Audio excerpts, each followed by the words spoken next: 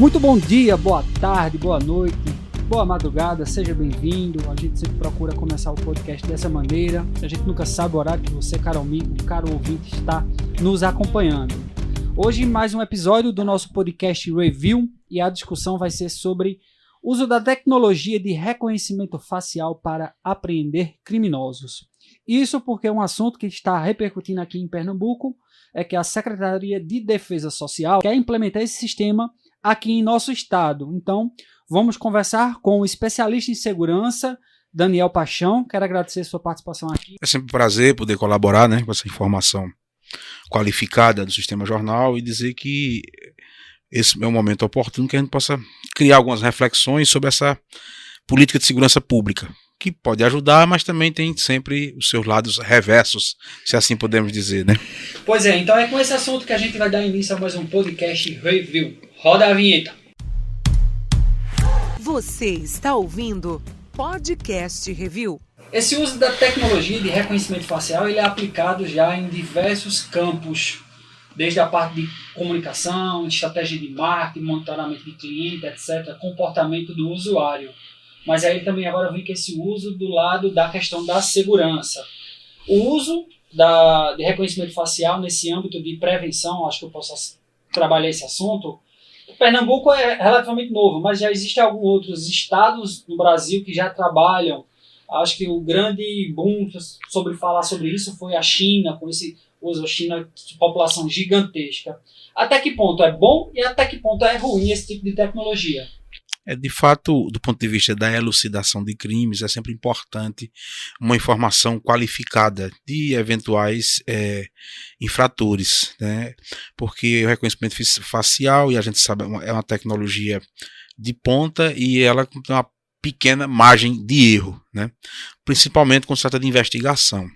Porque quais são as dificuldades às vezes da investigação? É você ter uma prova consistente que possa elucidar o crime com qualidade para evitar o risco de cometimento de injustiças que, vez por outra, a gente acompanha, inclusive pela mídia, de que pessoas que responderam crime foram processadas, julgadas, presas e que depois, por qualquer motivo, se descobriu que não foram elas que cometeram os crimes. Porque, às vezes, a investigação, ela se detalha em poucas provas ou na percepção humana, que é a prova testemunhal. Então isso é um lado importante. De outra sorte, como qualquer evolução da vida humana, tem sempre os seus prós e os seus contras, digamos assim. Os contras seria, primeiro, a guarda dessa informação pelo Estado, para que essa informação ela não possa ser usada de forma indevida, o vazamento desse dado, etc. E aí é o que a gente acompanha mesmo do ponto de vista mundial, de venda de dados, etc. Então que possa justamente expor o cidadão sem que ele tenha culpa. Porque você, em tese, você não vai estar procurando um criminoso, você tem que ter um banco de dados e dentro daquele sistema vai fazer essas comparações de caracteres faciais para se chegar a um possível autor de um fato delituoso, de um crime, enfim. É mais ou menos essa a dinâmica que vai ser construída, Entendi. Isso vai ser um tipo de tecnologia mais da ótica de prevenção ou de repreensão? Veja, ela é prevenção quando ela é feita em banco de dados, que é algo interessante também, que está sendo implantado, é a questão de banco de dados de material genético, porque é outra questão fundamental, por exemplo, para crimes que deixam vestígios genéticos. Geralmente todos os crimes deixam vestígios genéticos, mas se não se tem um banco de dados, você não tem como comparar que aquele material genético encontrado numa determinada cena de crime é de pessoa A, B ou C. Nesse caso, aí se você tem um banco de dados de caracteres faciais com reconhecimento, você tem a possibilidade de, divulgando isso, você gerar também essa sensação de que a impunidade não está tão fácil, porque de repente você tem um banco de dados, você pode ser identificado posteriormente numa investigação, isso é prevenção.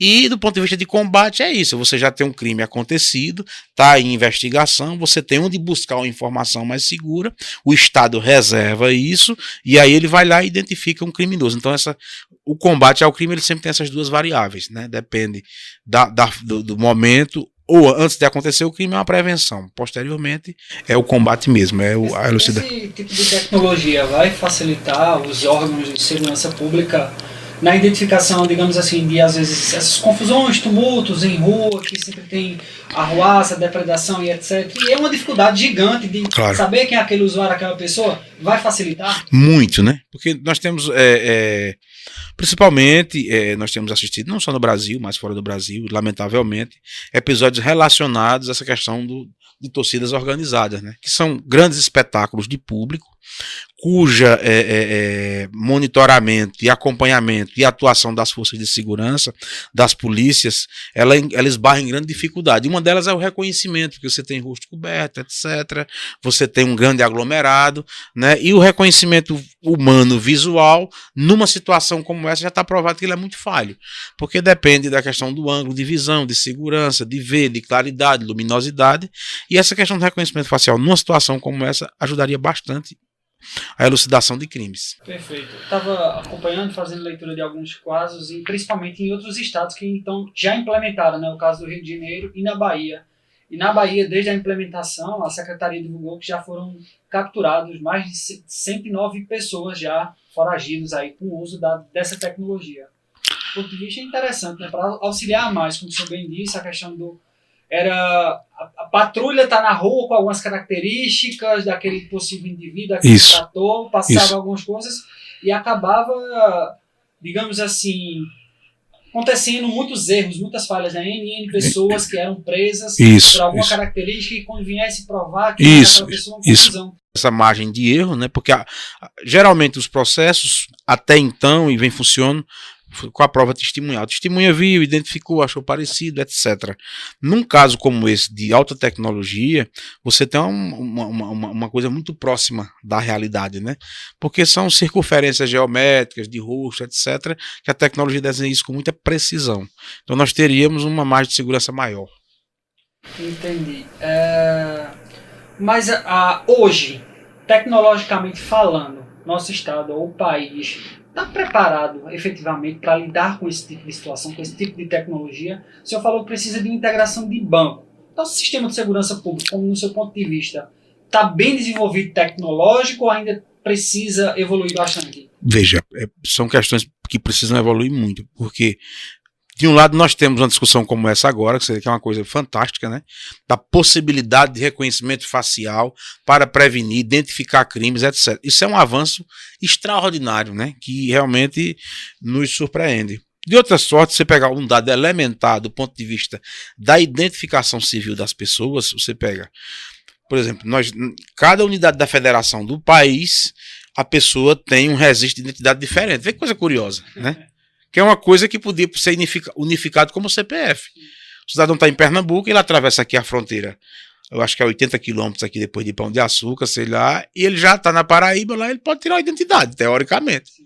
Né? Então, isso dificulta a questão do controle e dificulta da identificação de segurança. Você pode falsear um documento desse e criar uma outra identidade num curto espaço de tempo e num curto espaço geográfico. Né? Então, nós estamos lá em cima, numa tecnologia de reconhecimento facial, e ao mesmo tempo estamos aquém, digamos assim, na idade da pedra, sobre essa questão de unificação de documentos, que já é um banco de dados interessante. Se você tem um banco de dados nacional de identificação, onde os documentos de identidade eles são únicos, e aí você evitaria muitas fraudes nesse transcurso, né? Como crimes de estelionato, etc., porque a pessoa multifacetadamente ela vai se reconstruindo, né, ao longo das unidades da federação, digamos assim. Entendi.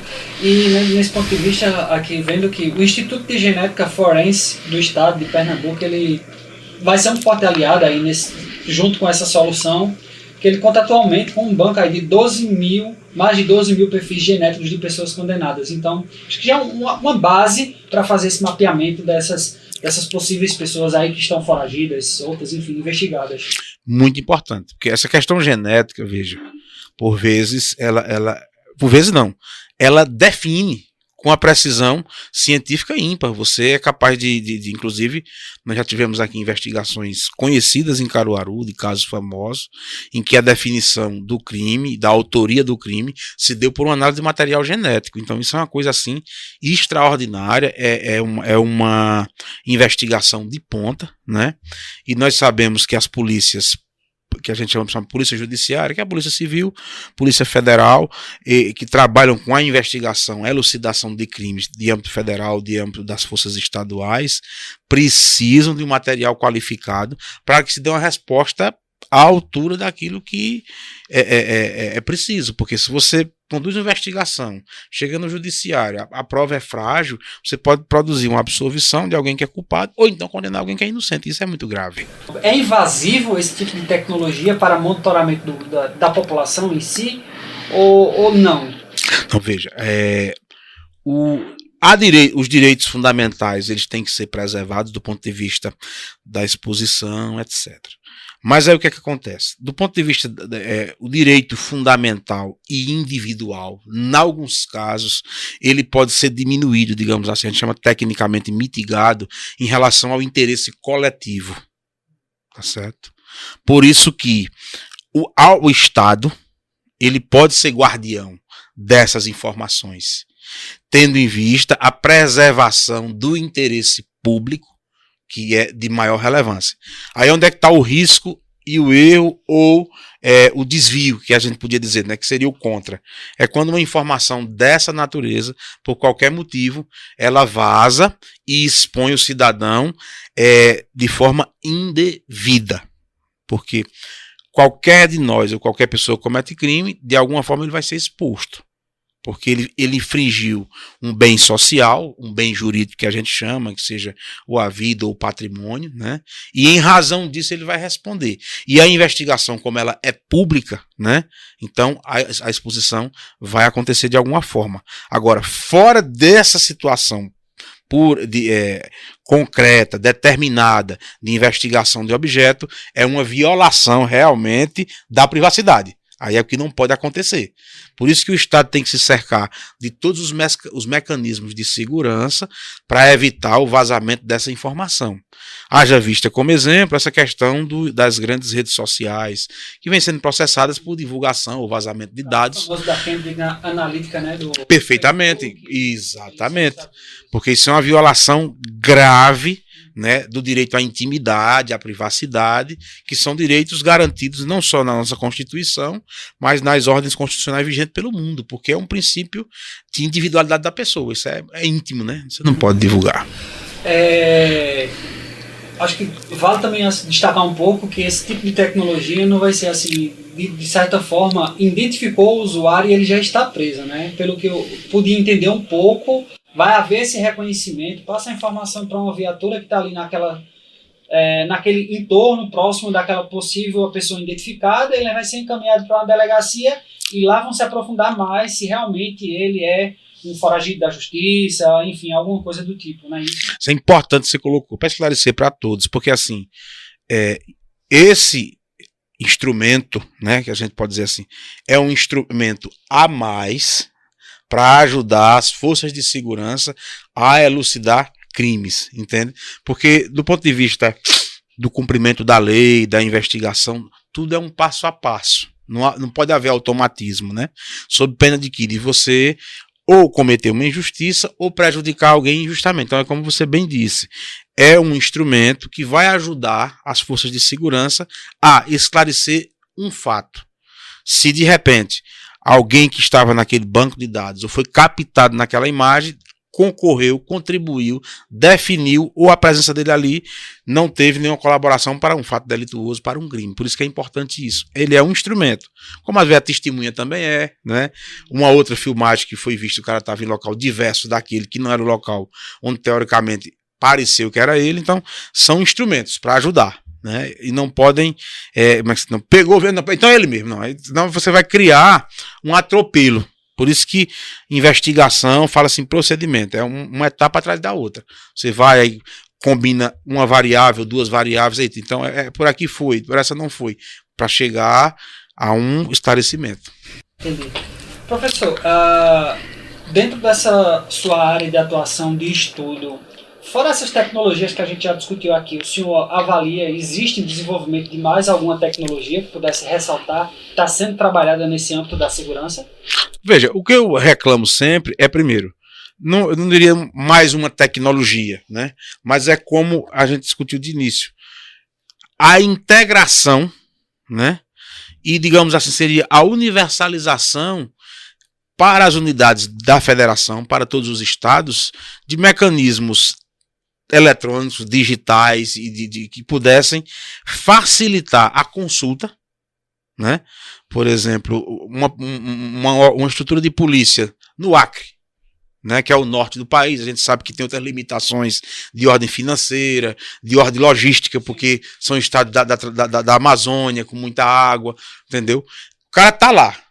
E ele tem a possibilidade, veja, de ter acesso a uma informação qualificada, como quem está aqui em Recife, aqui em Caruaru, que é outro contexto, ou quem está no Sudeste. Então, essa integração que nós, Estado brasileiro, o nosso país, do ponto de vista de segurança, ele precisa reforçar e construir. Porque isso ajuda tanto do ponto de vista do perímetro de fronteiras, do ponto de vista de crimes transnacionais, que você vai ter bancos de dados, que o cara, como diz, o cara está no Acre, é uma área de difícil acesso, mas de muita facilidade de contrabando, etc. Mas essa informação ele tem lá como quem estivesse em São Paulo. Então, a integração desses mecanismos digitais, de tecnologia, a favor do combate ao crime, principalmente o crime organizado, eu acho que isso é um ganho e que tem que ser acelerado num país como o nosso, de dimensões assim continentais, né? Perfeito. A gente sempre pergunta aqui aos entrevistados, a gente fala também que o tempo hoje está sendo, as coisas acontecem muito rápido. Isso. O que é novidade agora, daqui a 5 minutos não é. Dessa perspectiva, como é que o senhor avalia esse impacto tecnológico aí nos próximos anos dentro da segurança pública? Veja, a consolidação desses dados, para mim, é de uma inovação fantástica, do ponto de vista de você aparelhar, né, as forças de segurança com, eu digo, é mais um instrumento, né, de evitar falhas ou de cometer injustiças por uma investigação que não conseguiu elucidar um crime, né? Então, a proporção que isso foi implementado e ampliando esse raio, e além disso, integrando esses bancos, eu acho que isso é o que é importante, porque é aquela história. Quem comete crime aqui, por exemplo, se cometer um crime em Caruaru, mas ele pode cometer um crime no Acre, ele pode cometer um crime, né, em São Paulo, no Rio, sei lá, etc. Então, se esse dado ele não está disponível para fazer uma comparação em outro estado, então ele fica limitado. Fazendo paralelo, casos que a gente teve aqui recentemente, trazendo para nosso local, o roubo lá no aeroporto em São Paulo, foram presos aqui em Caruaru. Perfeito. A questão dos bandidos, posso dizer, dos prédios no Rio de Janeiro, também foram presos aqui no Sertão, né? Isso. E assim, foi um trabalho de muita investigação, de integração. Se tivesse talvez esse reconhecimento já aplicado, talvez tinha sido elucidado mais rápido. Com muito mais rapidez, que é assim, é o ponto alto, digamos, dessa tecnologia, né? Ela dá a condição de que o Estado investigador, o Estado que vai responder socialmente ao mal social causado pelo crime, ele seja ágil, e precisa que seja ágil, né? Para que devolva à população a sensação de tranquilidade e de segurança efetiva. Perfeito, professor, muito obrigado por dispor do seu tempo, por essa aula. Eu costumo brincar, sempre quem participa sou eu e Wagner Salles, a gente faz aqui as mediações, as discussões, a gente diz que a cada episódio a gente tem uma nova aula, um curso de extensão. Muito obrigado por esses esclarecimentos também, acho que os nossos ouvintes que estarão acompanhando esse podcast também ficaram com esse sentimento.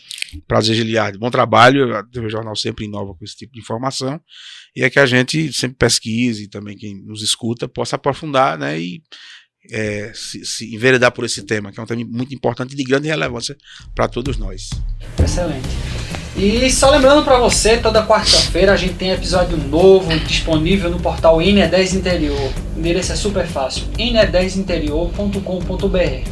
Você também tem alguma dúvida, alguma crítica, um comentário, tem alguma pergunta a fazer, manda um e-mail para a gente, podcast@tvjc.com.br. E outra coisa, se você também preferir, o episódio está disponível na sua loja de áudio predileta. A gente destaca o Spotify, Hear This, Apple Podcast e tantas outras por aí, tá ok? Então, forte abraço e até o próximo episódio.